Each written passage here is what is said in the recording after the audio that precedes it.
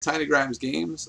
Today I have the pleasure of talking to Justin Gary, the owner and founder of Stoneblade Entertainment, maker of fine games such as Ascension and Soulforge. And the first question I have for you is, Justin, do you guys have any new projects that you'd like to talk about today and maybe hype a little bit? Well, I'm glad you asked. We actually do have a sweet new project that we are going to be releasing. We'll preview it at Gen Con at the end of the month, and it actually hits stores August 12th, called Bad Beats. That's Beets. And people can check that out at badbeats.com, spelled the same way. And it's like a really fast-paced micro card game about eating your vegetables. Which is been a pretty hilarious theme, but it's actually like a really great little bluffing game.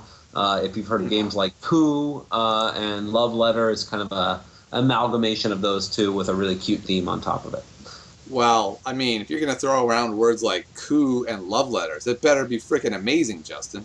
I stand by it. So it's the first game I've been able to make since Soulforge, and obviously, Soulforge has taken over my life in so many crazy ways, and so it was really nice and refreshing to kind of just do like a small project. It's not collectible. It's a little $15 game that takes 5 minutes to play, and so it was kind of a great mental refresh for me, from working, we're working on set 7 for Soulforge and all of the redesign stuff and all of the digital technical stuff. And so something that's just like basic little deck of cards that's easy to go and easy to create and it's just super fun. We would just kind of play it, pretty constantly in between games of Soulforge or meetings or whatever. It's really a blast. And so I think, people will like it. And one of the great things about it is if you can really play it because of the family friendly theme, you can play it with your friends who are kind of more casual, not really gamer types, but when gamers go at it, it is like really awesome cutthroat kind of stuff because you're all trying to read each other for what cards you have and then can tell when people are lying and calling them out, and it's super fun. That sounds like a lot of fun. And my daughter is 7 and sometimes struggles with her vegetables, so it kind of seems like the perfect game. Oh, dude, it was a theme. A friend of mine, who's the marketing director at Gen Con, had told me the story that kind of inspired the theme, which is that, his daughter was trying to, hide the vegetables by feeding them to the dog and then lying about it. And so there's literally a card in the game called Feed the Dog, where you just get rid of your beets off your plate by giving it to the dog. I thought that only happened in the movies, Justin. Are you telling me that actually happens in real life? That actually happens in real life. I thought it was too damn funny. So yeah, there's we have cards like that. There's cards like a share where you can share with another player, give your beats to another player. There's Tattletale where you can guess what card somebody's holding. You get to give them 4 of your beats, and so the objective is to be the first person to get rid of all the beats off your plate. In which case you get an ice cream token, and everybody loves ice cream. And then you can play a series of rounds. So you can first one to get 3 ice cream tokens wins. Oh, that's cool. That sounds like a lot of fun. Yeah, it's good. You said something that has provoked a question I didn't have before. Okay. So this is a question. You may not even want to answer this, but is there ever a day where you say, why the hell did I decide to make an online card game? Like, I thought this was going to be a lot easier. This has been sometimes disastrous. Do you have those moments, Justin? Are you kidding? Yeah, yeah, man. Of course I do. I mean, first of all, I'm so proud of what we were able to do and what our team was able to do to create the Soulforge game itself. I feel like that core, the leveling mechanic and the core play experience, I'm still very proud of. Working with Richard Garfield to create a game is a lifelong dream come true. And there are so many aspects about it that I just love, and that it took blood, sweat, and tears, to get it to where it is and to get it to keep it going. But I'm very happy with all that. And on the flip side, of course, there's a ton of things that I thought would be way easier. I mean, you look at our Kickstarter predictions for what everything was going to be done and what everything was going to cost, and we were so wrong. I mean, so wrong. So I own that, and I learned lessons the very, very hard way. And but we're still here and we're still kicking it, and I'm more excited than ever for the future of Soulforge. I heard, on your stream earlier, you were sort of commenting about how bad the game looks comparatively to other things out there. And, of course, when you're competing with a, behemoth like Blizzard on stuff, you're never going to be as pretty and polished as they are. But we are going to see such a huge difference when we get this new client. I've seen some of the early images. I shared a very early image with people on our Kickstarter page, but in our community update, I actually just posted another community update this morning with some more info on the team that's working on this. But we thought we could do everything ourselves, and we thought we could, hire a team and manage all the digital side and get everything done, and we fell short on a lot of levels, and that was really painful. And making the transition and rebuilding the whole code base and investing a ton more money into the game to get it to where I know it can be is not easy, but it's something I'm excited about, and I don't mind those days when you have all this work to do and there's all these challenges. When you believe in what you're doing. I love this community, I love this game, and I'm going to keep working until we get it to where we know it can be. Yeah, I think that's a comment that I've heard a lot of people say, things like, the core of what is SoulForge is the greatest game I've ever played, but ... insert one of 100 complaints. Yeah, but I hear that all the time as well, and that's part of what's drives us here. I mean, honestly, if it was a matter of like, look, this game just isn't that good, it's not there, right. We didn't quite, we launched it was out there in the beta, and no, people didn't like it, then I would have given up. But sure. But I'm not giving up because it's I believe in this game, and enough other people do, and I think that the core of what we have is worth fighting for, and it's worth, if you just clear out the dust and the the crud that's around there's a gem here that if we could just let it shine through, I think we have a game that can be not just successful and on par with what else is out there, but I think something that can be an evergreen and last for a decade or more, and be something that everybody loves to play and that you can play with your kids someday. Yeah, I mean, certainly I would say it's unique from all the other games. I mean, there's a whole bunch of new games that have come out, but they're all sort of the same game, right? Like, they have a new mechanic, a new way of doing something, whereas SoulForge has a whole unique core, which we just don't see.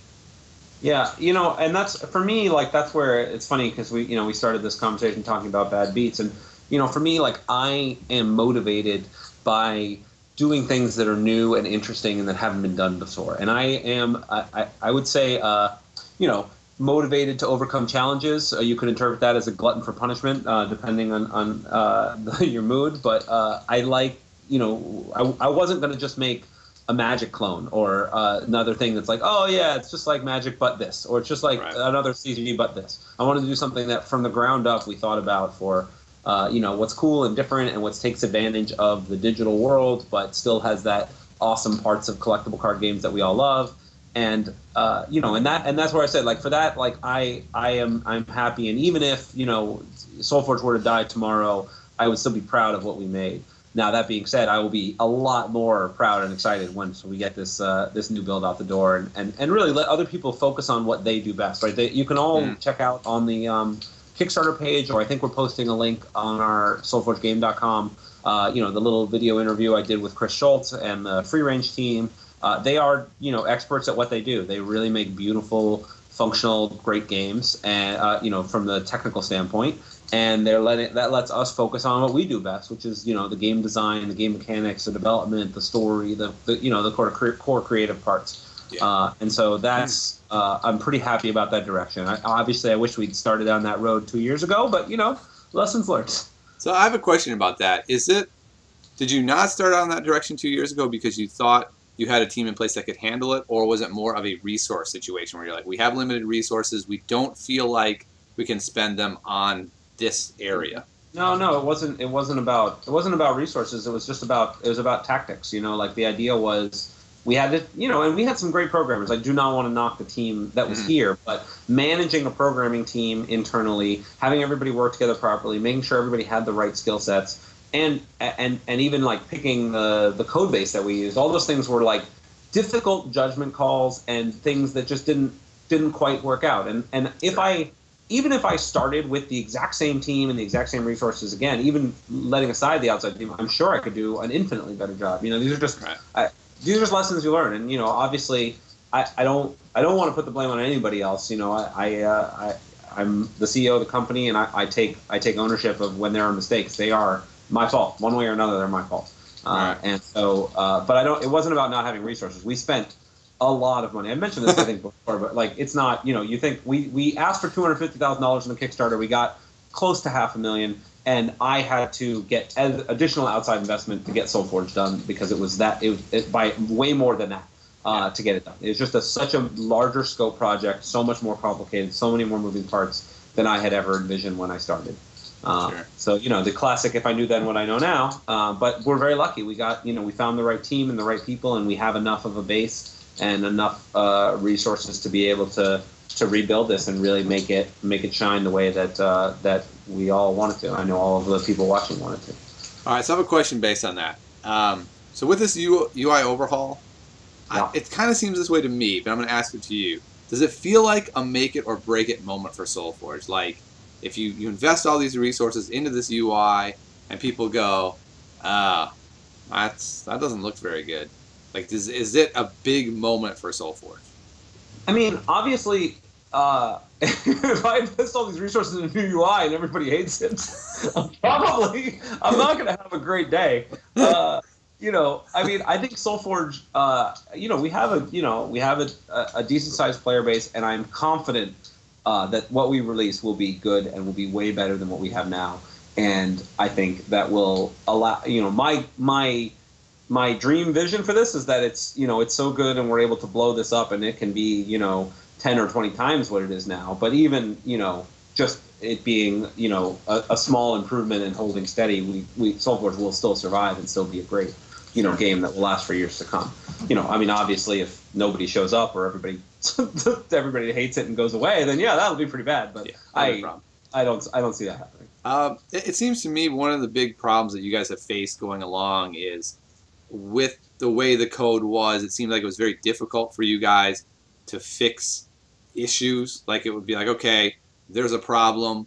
We know there's a problem, but we can't just go in and fix it. Like, it has to be part of a later fix. And so, like, bugs would end up hanging around for longer than I'm sure you guys wanted to. Are you envisioning with this new code write that you'll have more capabilities to be like, there's a bug, go in and squash it, and like it's someone's job for the next 3 days or 4 days or however long it takes to go squash said bug? Yeah, so there's a few factors here, and I don't know how nitty gritty we really want to get here, but our original code base, we built the demo for SoulForge for the Kickstarter phase in one code base, and we built on top of that for iOS. Then we built a different code base for Android and PC, and that was built in parallel. So anytime we wanted to fix something, we had to do it twice and build everything twice, which was incredibly painful. The code bases themselves were not necessarily, I mean, they weren't, over the years, we used the Moai as a code base, and that did not develop and pan out the way that we had hoped it would. Something like, what we're building in Unity is a lot more effective and a lot more powerful for us and will allow us to fix things a lot faster. So there's no question it will be better. You still have the whole Apple submission process for when you want to fix things on iOS, but both having a great, very experienced, very talented team and having the whole code base be one unified system will make everything much faster, make fixing bugs much faster, make everything much smoother. So that's good to hear. I got a question for you about turn timers. Are you guys looking at all into, not necessarily turn timers, because that's really traditional, right? I know you guys are like to break the mold, but some way of regulating time that's not just here, time out your opponent for 20 minutes and walk away. Yeah, I think you and I have talked about this before on one of your previous podcasts. Right now I have two main paths I'm most excited about. One is a turn timer with a bank. Okay. Right? So let's say you have a minute per turn or 2 minutes per turn, and then you have like a 5-minute bank to kind of draw from. So if you need a lot of time on one turn or you got to go to the bathroom or whatever, you're not just like dead in the water, but it keeps things moving. And the other is just like the same clock that you have now, but with like a turn cap of like, no, you really can't wait 2 minutes. If you don't do anything for 2 minutes, you're done. Yeah. So you have plenty of time, but you can't just disappear and rage quit. But on the flip side, we've done polls. We've done, our own polls, and we've seen community polls. And every time you do a poll about the turn timer stuff, you have as many people saying, no, I love having time and the freedom, as you do the people that complain about people not showing up. So it's been something we've been, very hesitant to really push an aggressive change on.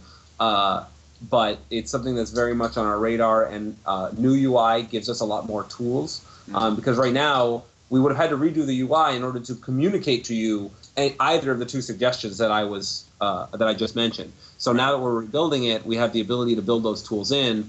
Exactly what we'll end up with and what we'll turn on when, and if it's maybe only in tournaments and not in free play or whatever, is something we're still debating. And there are a lot of factors, and I know, believe me, I've been on I've been on both sides. I've been super frustrated when I'm in a game and I'm waiting, 12 minutes for my opponent to show up, or to, and then I've been on the other side that, where I had to go and something came up, and then I was able to come back and finish my game. Obviously a turn timer, when you're playing on the PC, a turn timer is pretty ideal. I think having it go quickly and making sure that everybody takes their turn, obviously for streaming purposes, it's great. When you're playing on mobile, a little bit more freedom is I think appreciated a lot more. And mostly when I hear from people who have families, they're the ones little babies are the ones that are the most excited about the longer term timer. So it's there are definitely. And we also had a resistance to doing any kind of short-term timer because of, the app would crash more often than I'm happy with, and that losing games to that is one of the most frustrating experiences. So, it's a complicated question. We know people are concerned about it. We have some solutions that we're going to be testing. They probably will not be the first things we roll out when we do the new UI, but it is building the UI with those options in mind so that it will be easier for us to implement it right after. Yeah, one thing I've really liked I've seen in a couple of games recently is, like, if you don't do anything for, say, 2 minutes, a window just pops up and says, would you like to continue? And so it's like you're not rushed, but if you AFK for more than 2 minutes, then you would lose. Though, like you were saying, SoulForge has a really interesting player base where I feel like it's like this mix of people that want to have things move quickly and be competitive, and then another half that are not just casual, but like super casual, right? Like, I'm on my phone, I'm out with my family at a picnic, and I'm playing a game during the picnic, and it's probably going to take me the whole 20 minutes because I'm at a picnic. Yeah. So. Yeah. No, and there's a lot of things that there are so many things that are kind of we haven't really talked about a ton yet, but lots of things that once we have this new code base, like, just makes everything we want to do easier down the road. We can localize into more languages. We can move to other platforms. We can do just tons of things that were previously, like, shockingly cumbersome for us. And I mean, the number of times I read in the forums, everybody's like, I don't understand why this is so hard. This would take me 5 minutes to program, and I can do this. It's like, you have no idea how complicated it was to do that. And I'm not going to say that it's going to be trivial, but it's, we learned so much over the last few years about the things that matter and the things that we're going to want to change and the things that we might want to do down the road and the things that players care about. And now we have the team building from the ground up with all of those considerations in mind. So even if all of those issues are not addressed on day one, there's a sound foundation to make that happen, as opposed to when we were starting and we were trying to get things done, it was mostly like, let's go, let's get it out now. We have all of our Kickstarter backers yelling at us like, it's not here yet, when is it coming out, what are we doing? It's very different when you build it with, no, this is what we're going to do, this is how we're going to do it, this is the plan for now through the next 6 months, and then these are the branching paths after that we may want to go down.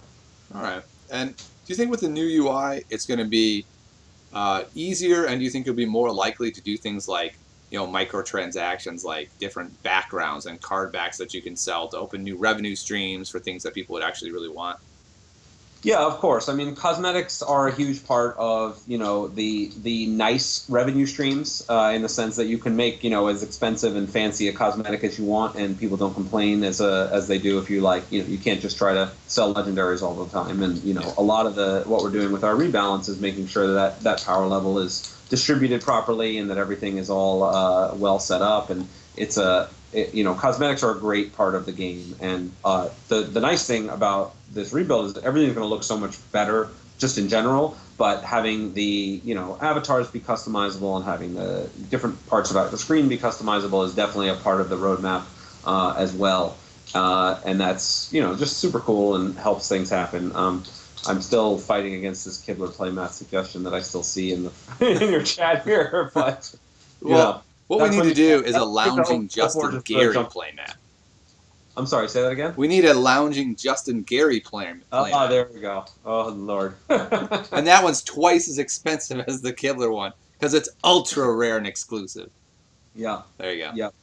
Yeah. So speaking of the rebalance, man, I have so many questions for you about the rebalance. We could do that for about 50 minutes, but I'm going to ask you one question, and that is this a rebalance where you're going through and targeting certain cards and saying something like, the Flow Steel prototype is terrible, let's make him less terrible? Or is it something where you're going, level 2 and level 3 both are just too strong, let's move everything's power level down so that we can sort of remove what I call the kick in the balls RNG of SoulForge? And what I mean by that is a game like Hearthstone has so much more RNG, but it's smaller and it feels nicer. Whereas the SoulForge RNG is like, there's not that much, but when it comes up, oh man, it feels like you got kicked in the balls. All right, so I don't have enough time to go through everything here, but before I do, I will remind people that I am doing an AMA on Reddit on July 24th at 1 p.m., and people can ask me more questions there, and I can follow up stuff. You can also follow me at Justin_Gary on Twitter. Ask questions there, and I'll be posting some more information as we go forward, in addition to the usual SoulForge channels. Now, outside of the personal plug, let's answer your question. One, I don't want the goal is not to make everything go into the same power band. It's something that people say, don't make Flow Steel prototype better and Shardblade Behemoth worse and push everything into the middle, because that's actually not a fun game. If everything is the same power level, the game is actually not that much fun. Now, Sure. There's always going to be that variation. Now, that being said, one of our main goals is to address the key concern that you have of it being this kick in the pants or randomness, right? Right now, the power level difference between level 1, level 2, and level 3 cards is so great, in particular level 1 to level 2, that if you miss on your level drops, it can be pretty devastating. It can be pretty snowballing.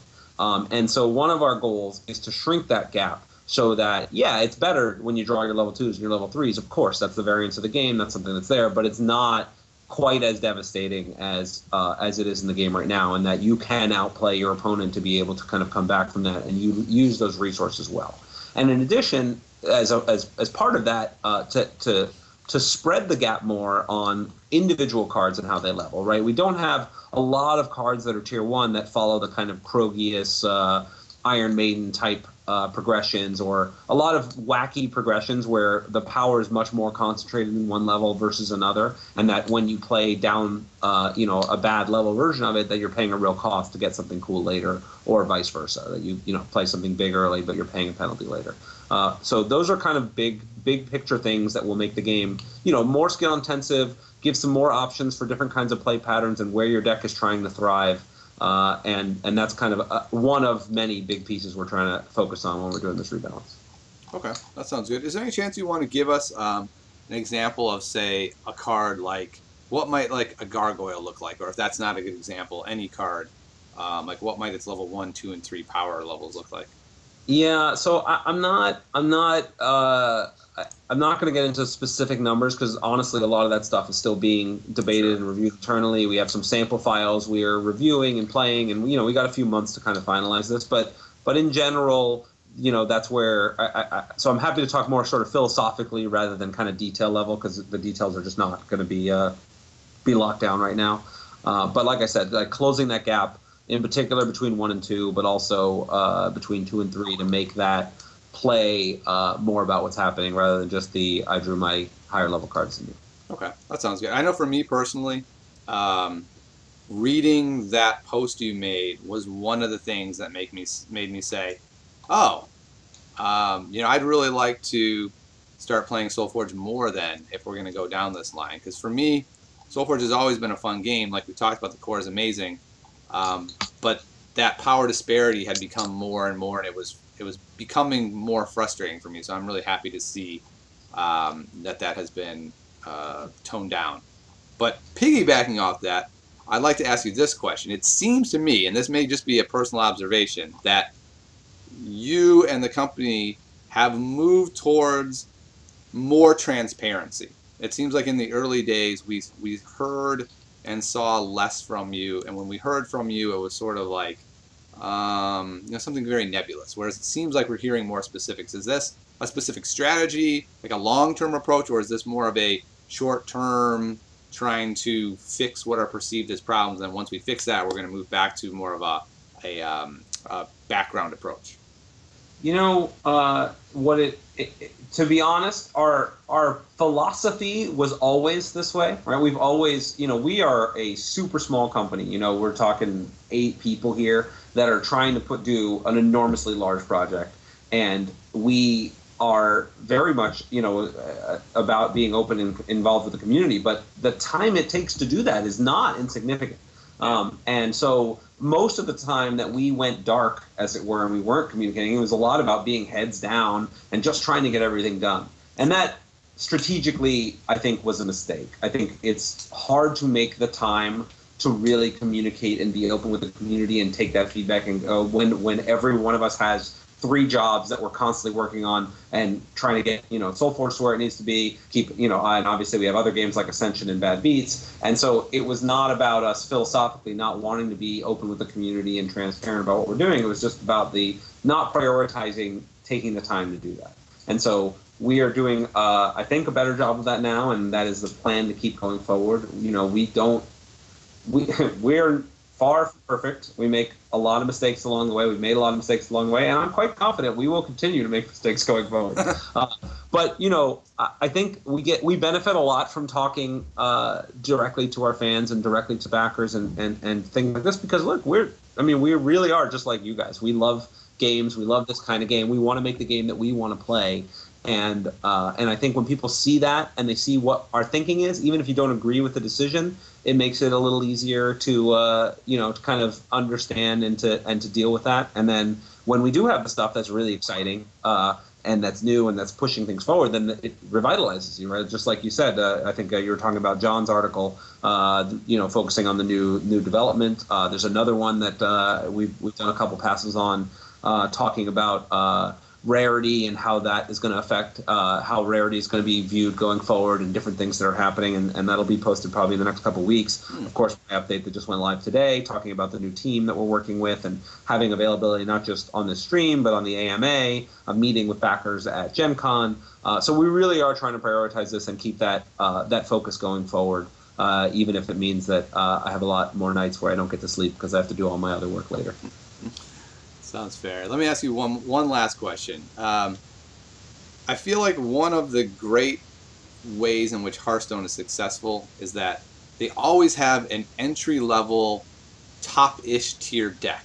People hate them, right? Everyone hates Face Hunter players, but it's available. And it feels like in the past, one of the difficulties for SoulForge has been there hasn't been this deck that new players could assemble quickly and be competitive. We had the Yetis for a little while, and that was great. But for most of the existence, that hasn't been the case. Is this something that with the newest set and moving forward, you guys are really working hard to try to make sure you provide that possibility? Yeah, they don't get endless choices as a free-to-play player immediately, but you have something that rapidly you can be pretty competitive with. Yeah, I'm 100% on board with that, and we are very focused on making sure that there is a competitive deck that's available to people that does not cost you an arm and a leg, and in general that competing should not cost you an arm and a leg. We want people to obviously spend money so we can still keep our jobs, but it's never been the goal. I actually think there's a lot of discussion about it, and you'll see on the Hearthstone forums the same thing, where everybody's, people are always going to complain and want things better, cheaper, faster, and, think that it's, that's just always going to be the case. But it's something we're aware of, and we've been making more powerful rares and heroics to kind of enable. But, if you look at like the free-to-play SoulForge blog, F2P soulforge.wordpress.com, that he did from nothing to 4.0 constructed deck in 64 days. Of spending no money and just playing for 2 months, and there you go, and he's ready to go. That's a pretty good time investment to kind of return type thing for somebody who didn't put any money in. And it's something that we are focused on, and I think we're going to make it even more accessible than that going forward. But it's something we very much keep an eye on, and I think the rarity article discussion will help enlighten some of this too.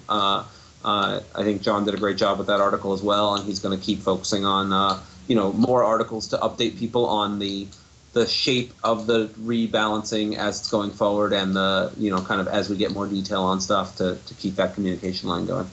All right. Well, those are all great answers, Justin. Thank you so much for coming by. So I'd like to thank Justin Gary, CEO of Stoneblade Entertainment, for stopping by with us today. And why don't you plug your AMA one more time in case anyone missed it? Yeah, that's right. AMA, July 24th, 1 p.m.